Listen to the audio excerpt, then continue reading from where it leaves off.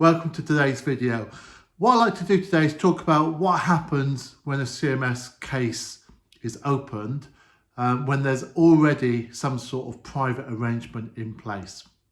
So if you're probably aware, within the UK there's several different ways of dealing with child maintenance, either through some sort of court arrangements, usually as part of a divorce consent order. In some cases, maintenance isn't paid at all because couples agree to look after the children and pay for the children in their own time, okay? But of course, sometimes that doesn't quite happen, and sometimes cases are opened with the Child Maintenance Service. Now, the Child Maintenance Service is a government department. It is not a company, it is a part of the Department of Work and Pensions, okay? And it has various powers given to it under the regulations. So if you receive a letter from the Child Maintenance Service, it's not an option or extra, I'm afraid, okay? It's something that you need to look at, read, okay, and decide what you're going to do. Now, what I recommend you do is you contact the CMS within the first 14 days and let them know your circumstances. Tell them if you have the children 3 nights per week or 1 night a week. Update that, because the chances are most cases seem to be open by default with no shared care at all, okay? Check the earnings figure that they've got for you, because the earnings figure should be your previous full tax year, okay? Though occasionally it will be the year before or maybe the year before that. It just depends on where you are in the tax cycle. For example, if you do self-assessment, most people wait until almost the 31st of January to do their self-assessment, okay? Whereas if you were PAYE, okay, they could use the figures from July, because the tax year ends in April, but the information are made available from HMRC around about July each year, okay? Now, what happens next is in the first 14 days, you've got a chance to ring the CMS up and you can make this work for yourself. So you can say to them, I want to pay every week, I want to pay every month.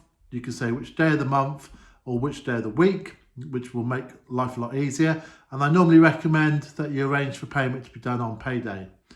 Now, if you don't call them, they will by default run a calculation, because they don't need your input. They just get the money, the details of your earnings. In fact, not even your earnings.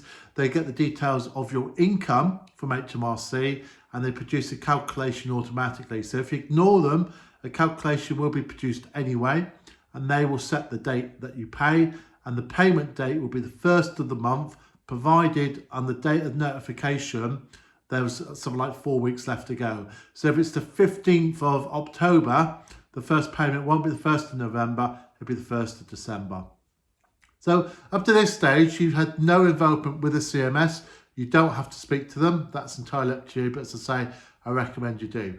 Now, what happens if you ignore those letters? Well, once 3 days have passed after the due date that the payment's due to be made, the receiving parent can make a complaint to the Child Maintenance Service, and the Child Maintenance Service will contact you about your missed payment. If you continue to not pay, the Child Maintenance Service will start enforcement procedures. And what that normally means is they move from what they call direct pay, where you normally pay direct to the other person, but they tell you the amount, to collect and pay. As soon as they move to you to collect and pay, they will charge a £50 fee, okay? And then from that moment onwards, whenever they take money, there'll be a 20% fee added to that. So if your child maintenance letter said you had to pay £100 per week, now you're paying £120 per week. If you don't pay at that point, what they'll then do, okay, is they will go direct to your employer, and they would deduct the money from your wages. Okay, they can do that using a deduction from earnings order. They don't need to go to court, they can just do that. Some of you don't get paid, so that's fine. Some of you work for yourselves, or you earn money through dividends, or maybe you get paid quarterly or something like that, where you're not paid regularly. Okay, the CMS will still enforce. If they can't get the money from your salary, okay, where they can take up to 40% of your net income, they would go for a deduction order from your bank, and they would take the money from your bank. They would go to your bank, they've got powers to do that, and they will ask the bank for details of your income and your outgoings, and they will then assess from that how much money they can take, and they will go to the bank and they will take the money directly from your bank account. Now, you have no involvement in that, apart from the fact they'll send you a letter to say that the funds have been frozen, and on a certain date, 4 weeks later, they will take the money. In order to, you can appeal that. You can go make a court application and ask for that to be appealed, but most people don't. So what then happens is the money goes at their bank account. Now, the money that goes at the bank account could potentially be an awful lot of money, okay? Because though they can't take you overdrawn, if you've got £10,000 in your bank account just sat there, they can take the lot, all right? They can take the lot in order to pay off outstanding child maintenance. At what stage will it get to that? Probably about 6 months to the start of the case. So I thoroughly recommend that you try to avoid that, because what you don't want is you don't all your money taken at your bank account, which is what they'll do. For them, it's just a normal process. It's an administrative thing. They deal with these sort of enforcement measures every day. If you continue to not pay, for example, you clear out your bank account, you move your bank account overseas, you put your money with friends, you put the money to a partner, then they'll start the proper enforcement process. And by that, we're down the route of going to court. They will seek a liability order from the court, and that gives them permission to carry out other enforcement methods, such as sending bailiffs to you. Now, ultimately, the CMS can get you sent to prison. Doesn't happen very often. Probably on average, it's once per year. The DWP do actually issue statistics on how many people go to prison. You can look them up online. Okay, but I would say, as a rough guess, it's roughly one person per year ends up in prison, and roughly about 50 people per year have a suspended sentence. You can check those figures online just by going to the DWP statistics page about the CMS. Okay, so that's it. So that's what happens if you don't pay. Now, the trouble is I do appreciate that when the case was opened, you probably had a private arrangement. I think it's important to say is when the person went to the CMS, that private arrangement was cancelled, right?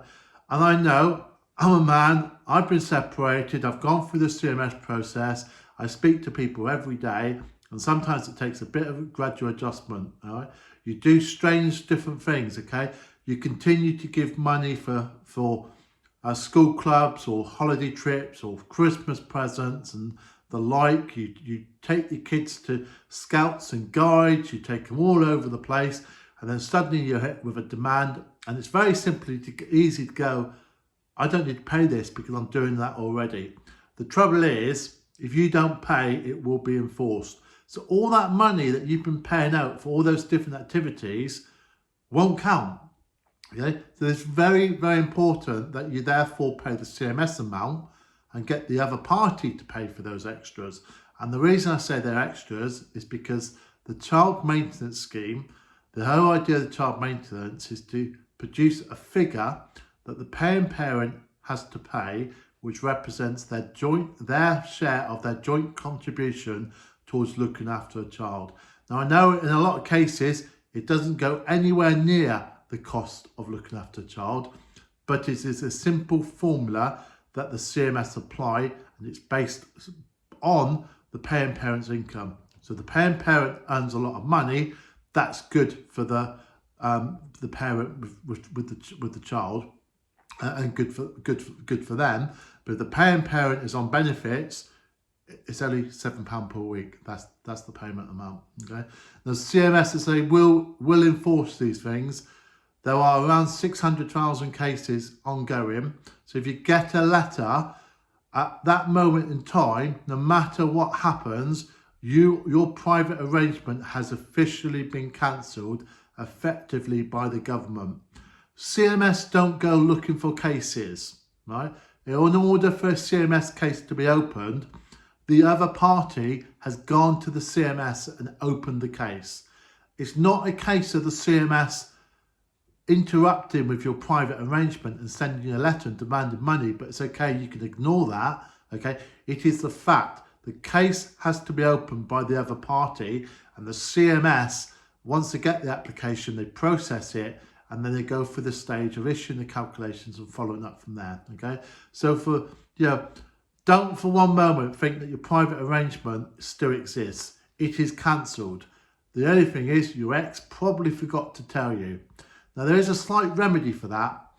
If you receive a CMS letter, when you receive the very first letter, check the date on the letter.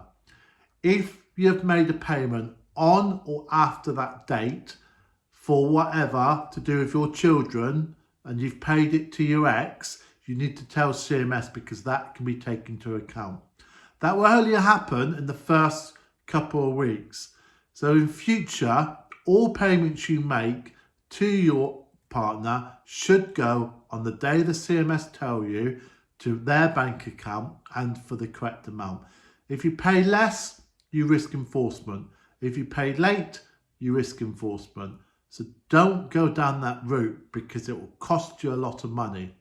And if you pay late and you are put on a deduction from earnings order, you will be on that for at least 6 months, pay an extra 20%.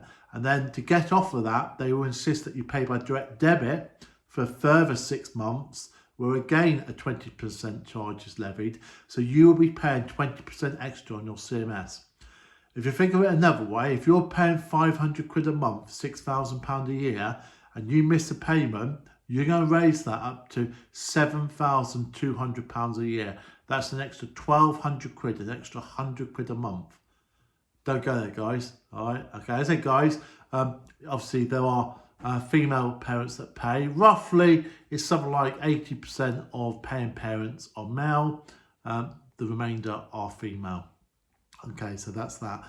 Right, I hope that's been of use to you. If this is the first time you've come across my videos, can I suggest you check the playlist that should be appearing now and maybe subscribe, because I make lots of these videos and I'm sure there's on these videos that I make, there's something that may help you out. So I thoroughly recommend that you subscribe and check the playlist out. Thank you very much. You have a great weekend, great day, whatever day of the week it is. All right, together, if you want to ask me some questions, put some comments below. I do come back to people when they send me questions or put comments. So please put your comments and I will try to respond to you in the first 24 hours. Thank you very much. My name's Keith. Have a great day. See ya. Bye-bye.